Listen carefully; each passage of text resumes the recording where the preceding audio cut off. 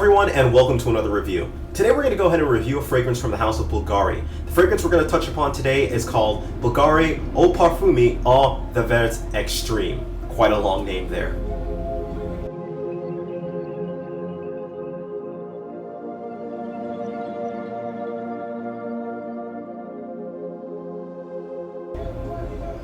Now, this fragrance was launched back in 1996, so this has been around for a while. The original Eau de Vert was released back in 1992. This fragrance caught my eye in particular just because I'm a big fan of green tea. I love green tea. I usually choose to have some green tea when I get to work in the morning, and I'll, brew me up a cup. I look for a couple like artisan places that sell green tea, and I just love it in general. It's pretty refreshing to me. It has a bitterness taste, but it's a taste that kind of clears the palate and kind of prepares me for the day. I like it a lot. I like green tea, and that's why I targeted this scent.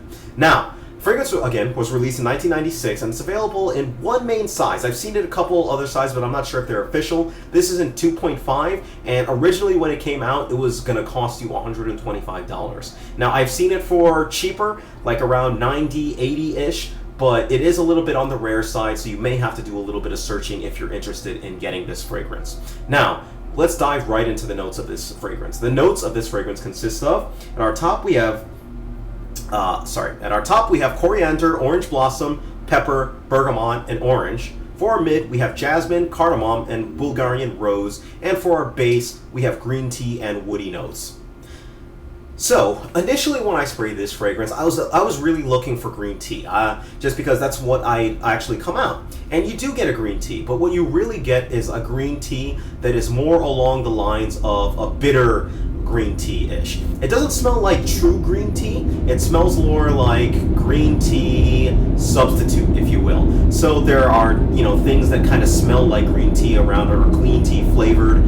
Almost if you want to... If I was to kind of articulate it, I would say that it kind of smells like, have you ever tasted a green tea Kit Kat? And it's kind of got that, it's kind of got that taste in smell form, if you will. I know that's really strange, but it's kind of like that when I'm smelling as far as the actual scent goes. So it's got a little bit of a bitterness to it, a little bit of a soothing type of a scent to it, and florals kind of come into the scent a little bit, but then it begins to display a little bit more of the spiciness. So it comes off pretty interesting. Think of a mix between that green tea, citrus, a little bit of spices kind of wrapped in it, and some florals that follow it up, and that's pretty much where you're going to get from this scent. It's a very interesting scent in that it doesn't really smell much like anything else.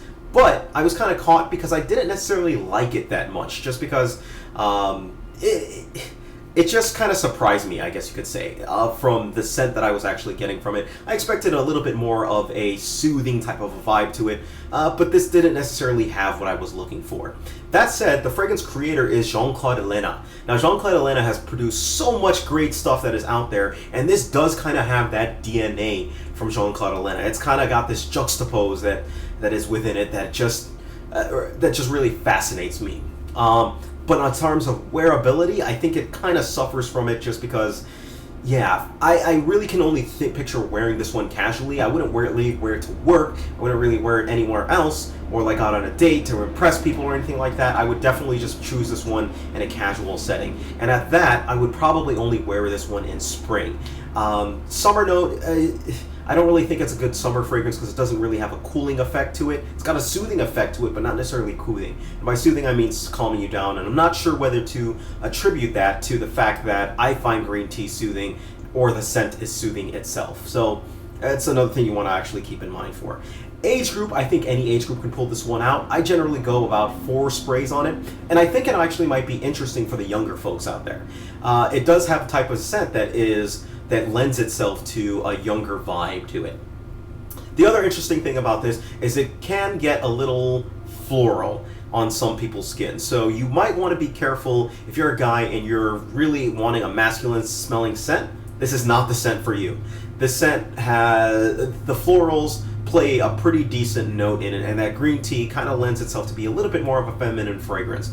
That said, you can still pull it off. Guys can pull this on off without any hesitation whatsoever. I would classify this one as a unisex scent. Now, performance-wise, I get about 4 to 6 hours. That's the one thing, another thing that I didn't necessarily like about this fragrance. Sorry about the train.